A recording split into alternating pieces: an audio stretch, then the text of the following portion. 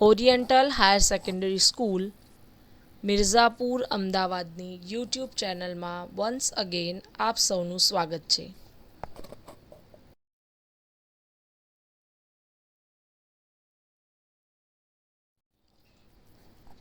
વિદ્યાર્થી મિત્રો, ફરી એકવાર ઓનલાઈન પર આપણી મુલાકાત થઈ રહી છે. આપણે ઇંગ્લિશ સબ્જેક્ટની વાત કરીશું.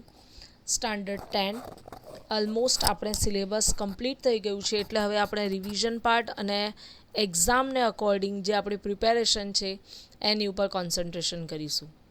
આજનો આપણો પહેલો ટૉપિક છે સેક્શન એ. આપણા ઇંગ્લિશની જે પેપર સ્ટાઇલ છે, પેપર પેટર્ન છે, એનો સેક્શન એ એનો સૌથી પહેલો પાર્ટ છે, એટલે કે ક્વેશ્ચન નંબર 1 to 10. 10 માર્ક્સનો એક પોર્શન છે, એ કોમ્પ્રિહેન્શન બેઝડ છે, એટલે કે પેરેગ્રાફ પરથી પ્રશ્નોના જવાબો. આજે આપણે એના વિશે ડિસ્કશન કરીશું.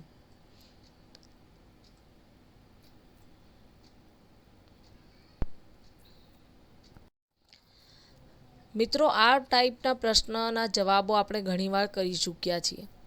ઇંગ્લિશમાં મોસ્ટલી ક્વેશ્ચન આન્સર જે સેક્શન છે એ બીજા સબ્જેક્ટની જેમ આપણે મોઢે કરવાની જરૂર નથી. અહીંયા તમને એક પેરેગ્રાફ આપેલો છે આપણા ટેક્સ્ચ્યુઅલ બેઝડ. ટેક્સ્ચ્યુઅલ એટલે કે યુનિટ આપણા અત્યારે 1 થી 6 છે, એ યુનિટમાંનો જ એક પેરેગ્રાફ આપ્યો છે અને એની નીચે તમને એને આધારે પ્રશ્નો આપ્યા છે. ઉપરના પેરેગ્રાફને આધારે એ પ્રશ્નોના જવાબો આપણે શોધીને લખવાના છે અને બેઠા લખવાના નથી. એને જે અકોર્ડિંગલી પ્રશ્ન પૂછાયું છે એને આધારે થોડુંક મોડિફાઈ કરી, સુધારા વધારા કરી અને પછી એને લખવાના રહેશે. હવે અહીંયા આપણે પેરેગ્રાફ જોઈએ. આપણા યુનિટ નંબર 1નો પેરેગ્રાફ છે. Most of the 3000 people living in the village are farmers. તમને ખ્યાલ હશે કે Tajnagar, tracks to Tajnagar unit number 1નો પહેલો જ પાર્ટ છે, એના વિશે છે. એની અંદર આપણને ખબર છે કે તાજનગર વિલેજની વાત કરી રહ્યા છે, જેમાં ટ્રેક છે, એટલે કે રેલવે જે છે એનો ટ્રેક પસાર થાય છે, પણ સ્ટેશન નથી. અને ત્યાંના લોકોને એના કારણે ખૂબ જ પ્રોબ્લેમ ફેસ કરવી પડે છે. ત્યાં 3000 લોકો અકોર્ડિંગલી રહે છે. મોસ્ટલી બધા વિલેજર્સ અને ફાર્મર્સ છે. પોતે પછી પૈસા એકઠા કરી અને ડોનેશન આપી, ડોનેશન લઈ એક ટીમ ઊભી કરે છે અને આખું જે છે સ્ટેશન ઊભું કરે છે.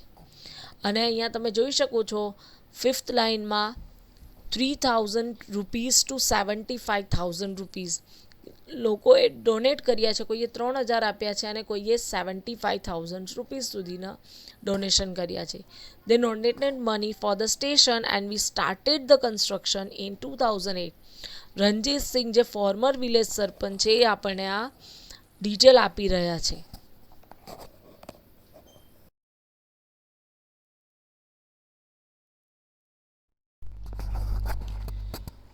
જ્યારે પણ તમારી સામે પેરેગ્રાફ આવશે, આવા પ્રકારની સૂચના જોવા મળશે. Read the extract and answer the questions. સૌ પ્રથમ તો તમારે પેરેગ્રાફને ધ્યાનથી વાંચી લેવું પડે, એકવાર બે વાર. જો પહેલાં આપણે આ પેરેગ્રાફને ધ્યાનથી વાંચી લીધો હોય તો એક્ઝામ વખતે આપણને પ્રોબ્લેમ નહીં થાય. What are most of the people living in the village. What એટલે અહીંયા એમનો વ્યવસાય બતાવવાનો રહેશે તમારે. એટલે કે વિલેજમાં રહેતા જે લોકો છે એ કયા વ્યવસાયને, કયા ધંધાને સાથે જોડાયેલા છે. તો આપણે જોયેલું, જ્યાં લાસ્ટ પેરેગ્રાફ વાંચ્યું ત્યારે જ આપણે એક વર્ડ જોયો હતો કે ફાર્મર્સ. હવે એનો જવાબ તમારે આવી રીતે લખવો પડશે.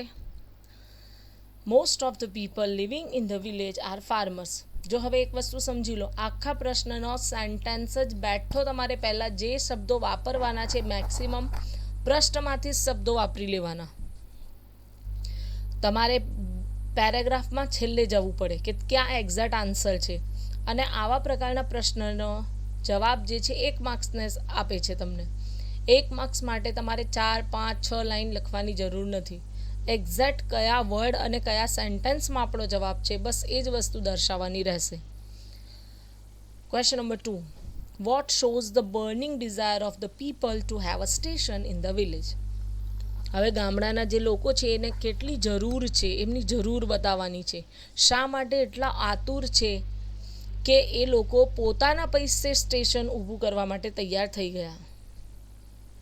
અહીંયા છે જવાબ, the people was so keen to have a railway station in the village that everybody contributed according to their capacity from 3,000 rupees to 75,000 rupees. આ વાક્યથી આપણને એવું લાગે છે કે એમનામાં તીવ્ર ઈચ્છા છે કે પોતાને ત્યાં સ્ટેશન ઊભું થઈ જાય.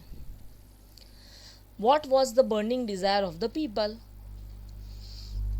પહેલાં જ વાત કરીએ આપણે કે એમના ગામડામાં એક સ્ટેશન ઊભું થાય એ જ એમની બર્નિંગ ડિઝાયર હતી. The burning desire of the people was to have a railway station in their village.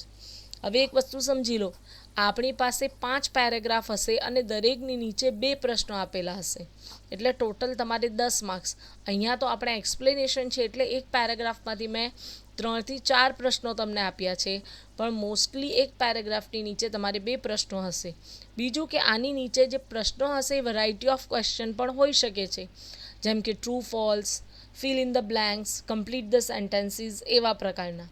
જરૂરી નથી કે પ્રશ્ન જો અને એનો જવાબ લખવાનો હોય. When did the construction of the railway station begin? આપણે જોયું કે રણજીત સિંહ જે ફોર્મર સરપંચ છે એમણે એક સ્ટેટમેન્ટ આપ્યું હતું, એની અંદર એ ઇન્ડિકેટ કરે છે.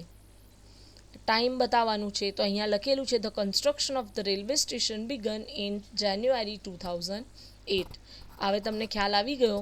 હવે આપણે બીજા પેરેગ્રાફ તરફ આગળ જઈશું.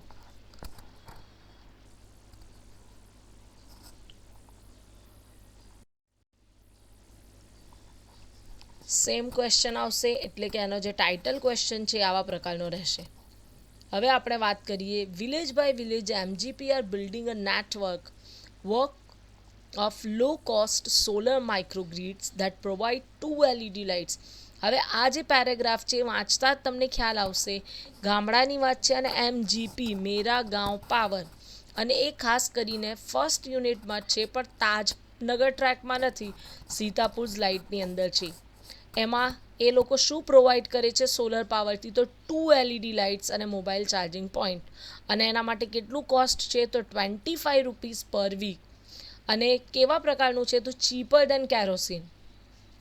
અને છેલ્લા સેન્ટેન્સીસની અંદર તમે જોઈ શકો છો સોલર પાવર જે છે એ સ્મોકલેસ સોર્સ ઓફ એનર્જી છે, સ્મોકલેસ સોર્સ ઓફ લાઇટ છે, જે કસ્ટમરની હેલ્થ માટે પણ બેનિફિશિયલ છે. હવે આને અકોર્ડિંગલી ક્વેશ્ચન આન્સર આપણે ડિસ્કસ કરીશું.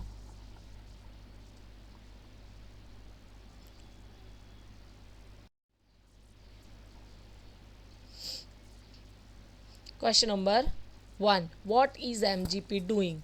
તો એમજીપી શું કરે છે? તો લો કોસ્ટ, ફર્સ્ટ લાઇનમાં જ આનો જવાબ આપણને મળી જશે. Building a network of low cost solar microgrid that provide 2 LED lights અને mobile charging point to all paying household at a cost of 25 rupees per week.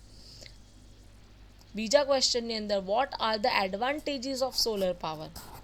Solar પાવરના ફાયદા શું છે? તો છેલ્લે આપણે જોયું કે સ્મોકલેસ સોર્સ ઓફ લાઇટ છે અને ચીપર દેન કેરોસીન છે અને કસ્ટમર્સ હેલ્થની સાથે પણ બેનિફિશિયલ છે. એટલે એ વસ્તુ એના જેટલા એડવાન્ટેજીસ છે એ બધા જ એડવાન્ટેજીસ તમારે ઇન્ડિકેટ કરવા પડશે. What facilities does MGP provide with a network of low-cost solar power grid? કઈ વસ્તુ આપે છે, એટલે કેટલી જે એમની ફેસિલિટી છે, જે એમનું પ્રોવાઈડ આપણને કરે છે ગામડાના લોકોને, તો કઈ વસ્તુ પ્રોવાઈડ કરે છે? તો 2 LED લાઇટ્સ અને mobile charging point with a network of low cost micro grids. એટલે એવું પણ યાદ રાખવાનું કે ક્વેશ્ચન જે છે સિક્વન્સમાં નહીં હોય.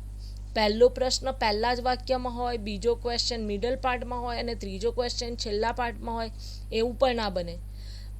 એવું પણ બની શકે કે પહેલો પ્રશ્ન હોય અને પેરેગ્રાફનો છેલ્લો પાર્ટ હોય, અથવા તો બીજો ક્વેશ્ચન છે તો એ પહેલા પાર્ટમાંથી નીકળે.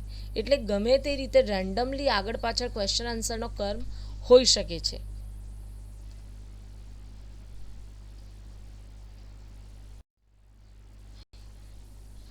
હવે આપણે થર્ડ પેરેગ્રાફ વિશે વાત કરીએ.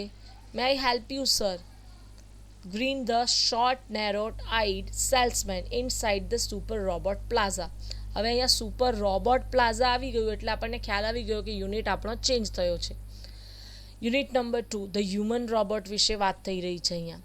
એમાં સ્ટાર્ટિંગનો જે પોર્શન છે જ્યારે પ્રેમ ચોપડા નામની વ્યક્તિ એ સુપર રોબોટ પ્લાઝામાં રોબોટ ખરીદવા જાય છે અને જે સેલ્સમેન છે એ એને કેવી રીતના બધી વસ્તુનો ઇન્સ્ટ્રક્શન્સ આપે છે અને એ સેલ્સમેન કેવો દેખાય છે, શોર્ટ છે, નેરો આઈડ છે, એટલે એની બધી ડિટેલ્સ આપણને આપી છે. કઈ કઈ ફેસિલિટી, કેવા પ્રકારના રોબોટ્સ એમની પાસે છે, એ બધી જ ડિટેલ્સ મોસ્ટલી આ પેરેગ્રાફની અંદર જે સેલ્સમેન છે એ બધું ઇન્ડિકેશન કરે છે. હવે speciality, manufacturing effect, industry, constructions, companies, plumbing, cleaning, caretakers, બધા જ પ્રકારના એમની પાસે અવેલેબલ છે રોબોટ્સ. એ અકોર્ડિંગલી એક રેકોર્ડેડ અવાજ હોય એવી રીતે વ્યક્તિ એને ઇન્સ્ટ્રક્શન્સ આપે છે.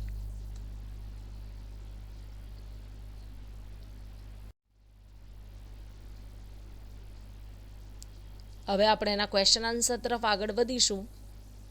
Vote kind of robots are made by the super robots plaza? જો હવે આ પહેલો પ્રશ્ન છે પણ એ પેરેગ્રાફની સ્ટાર્ટિંગમાં નથી. આનો જવાબ તમને મિડલ પાર્ટની અંદરથી જોવા મળશે. તો સુપર રોબોટ પ્લાઝા કેવા પ્રકારના રોબોટ્સ પ્રિપેર કરે છે? તો industry, construction, companies, plumbing, cleaning, caretakers અને ફોર હોમ, બધાને માટે એ પોતાના સ્પેશિયલ પ્રકારના, એટલે કે ઇન્ડસ્ટ્રીમાં કામ કરવા માટે અલગ રોબોટ હોય અને ઘરમાં કામ કરવા માટે અલગ રોબોટ હોય, પ્લમ્બિંગનું કામ કરવા માટે અલગ. એટલે રોબોટ એક જ હોય પણ એનું જે ફંક્શન્સ છે, એની જે અંદરની જે પ્રક્રિયા છે એને થોડીક ચેન્જ કરી કાઢવામાં આવી હોય. For what are the best robots made? એ લોકોની સ્પેશિયાલિટી કઈ છે? તો એ રોબોટ પ્લાઝાનો જે સેલ્સમેન છે એ પહેલાં જ કહે છે the best robots are made for home. એ કહે છે તમારા જેવા લોકો જે ઘર માટે રોબોટ્સ લઈ જાય છે એ અમારી સ્પેશિયાલિટી છે. હુ ગ્રીટેડ પ્રેમ ચોપડા? હવે આ સ્ટાર્ટિંગમાં આવી ગયું. આનો જવાબ તમને સ્ટાર્ટિંગમાં મળશે. જ્યારે પ્રેમ ચોપડા સુપર રોબોટ પ્લાઝામાં એન્ટર થાય છે તો એને કોણ સ્વાગત કરે છે? તો short narrow eyed salesman greeted Prem Chopra. ત્યાંનો સેલ્સમેન એનો સ્વાગત કરે છે. What does Prem Chopra wish to purchase? હવે રોબોટ પ્લાઝામાં જાય છે અને એ શું ખરીદવા ઈચ્છે છે? તો Prem Chopra wish to purchase a robot. અને છેલ્લો પ્રશ્ન છે એ salesman was dash and dash. જો હવે ફિલ ઇન ધ બ્લેન્ક્સ આપેલી છે, ખાલી જગ્યા પ્રકારનો પ્રશ્ન છે. તો સેલ્સમેન જે છે એ શોર્ટ એન્ડ નેરોડ આઈડ છે. એટલે ક્વેશ્ચન આન્સરને સિવાય તમારે ખાલી જગ્યા કે એવા પ્રકારના પ્રશ્નો પણ હોઈ શકે છે.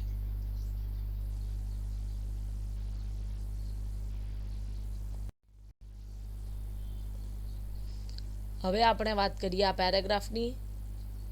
એના ક્વેશ્ચન આન્સરમાં ફક્ત ક્વેશ્ચન હું આપું છું, આન્સર્સ તમારે પ્રિપેર કરવાના રહેશે. We wear nose mask, sanitary gloves, carry rakes and spades. હવે તમને ખ્યાલ આવી જશે કે આ કયા પ્રકારનો છે, આ કયો યુનિટ છે.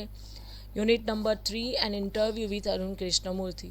How much time does the school going students devote for environment work? એની અંદર તમને આન્સર મળી જશે. અને બીજો ક્વેશ્ચન છે who can be the volunteer in Arun's team? તો એનો જવાબ પણ છેલ્લે કહે છે be welcome young animal lovers, wild life photographers, film makers, theatre artist and science researchers. Next paragraph વિશે જોઈએ. The good lord was busy that day, he was in to the 6th day of overtime. પાછો unit change થયો છે. Lord અને આવા પ્રકારનો Angel, you are creating too much care, એટલે કે તમને ખ્યાલ આવી જશે. Yes, unit number 4 wonderful creation. અને સ્ટાર્ટિંગનો જ આ પોર્શન છે. જ્યારે આપણો યુનિટ સ્ટાર્ટ થાય છે ત્યારે આપણને એવું સીન ક્રિએટ કરવામાં આવે છે કે લોર્ડ છે, ઈશ્વર જે છે એ કોઈ કામમાં બિઝી છે અને 6 દિવસથી એ કામ કરી રહ્યા છે. અને એવામાં એન્જલ આવે છે અને એમને કહે છે કે તમે આરામ કરો, આ કેવા પ્રકારનો ક્રિએચર બનાવી રહ્યા છો. અને ધીમે ધીમે લોર્ડ એના વિશે ડિટેલ્સ કહે છે. આમાં છે how was lord making and who came to the lord? ઈશ્વરની પાસે કોણ આવે છે અને લોર્ડ કેવી રીતે કામ કરી રહ્યા છે? બંને પ્રકારના પ્રશ્નોના જવાબ તમારે ફાઇન્ડ આઉટ કરીને લખવાના રહેશે.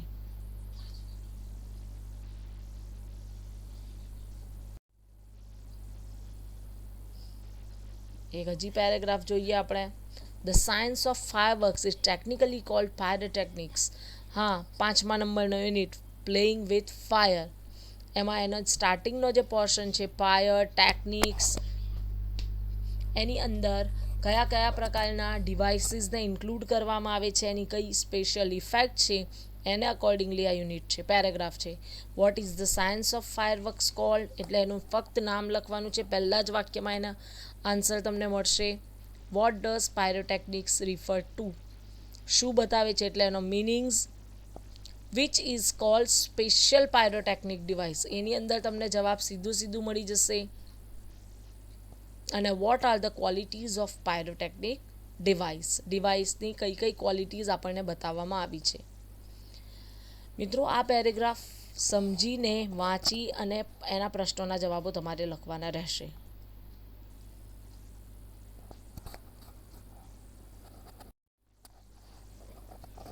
અને હવે આપણે જતા laughter ઇન્ક્રીઝીસ the activity of antibodies in the body by 20%, helping destroy viruses and tumor cells. હવે એવું કહેવાય છે laughter is the best medicine.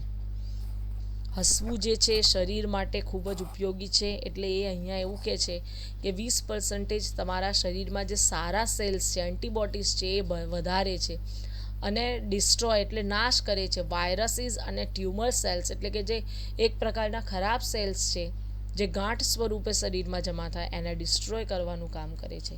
So always keep learning and always keep laughing.